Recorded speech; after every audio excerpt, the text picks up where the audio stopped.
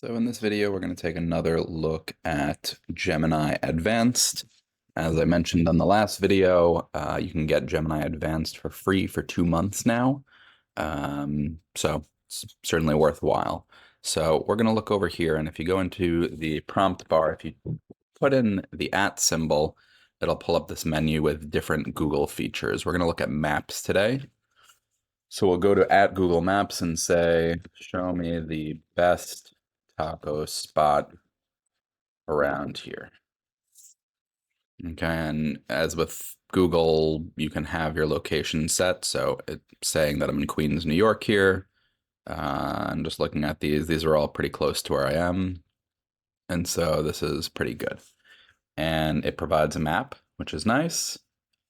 And I can say, put this into a table and put this into a table in order of rank.